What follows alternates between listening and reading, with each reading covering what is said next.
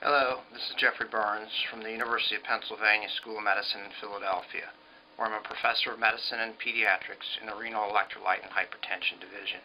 I'm also editor-in-chief of Medscape Nephrology. I received a text message from my older son a couple of days ago, which said, "I guess it's a big day for kidneys." I wasn't exactly sure what this meant, so I called him. He told me about the report that appeared initially, he saw anyway, on CNN.com, about the transvaginal living donor nephrectomy that was performed at Johns Hopkins University in Baltimore.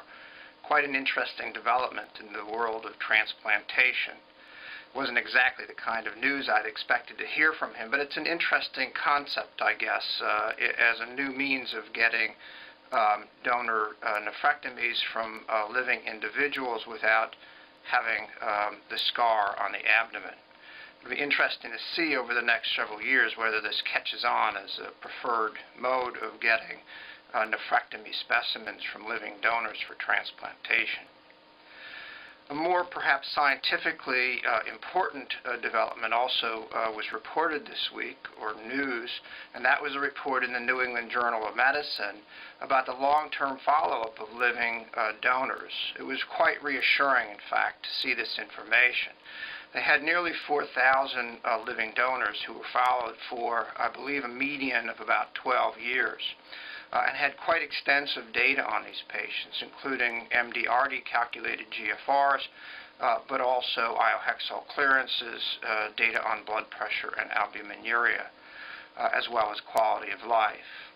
GFR remained quite stable over the period of time. There was some decline, but probably age-related. The overall survival was no different than the general population. The ESRD occurrence rate was no different than the general population.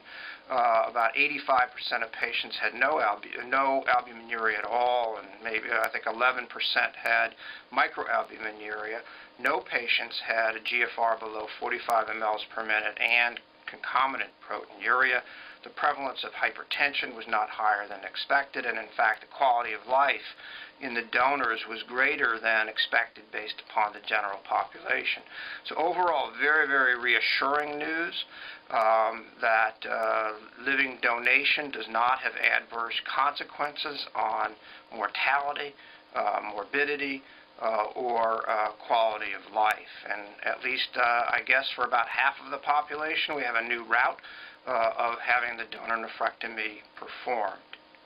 Both interesting developments in the field of nephrology and transplantation. If you have any comments about these developments in this news, this report from about living donation, please send a response through the Medscape video blog.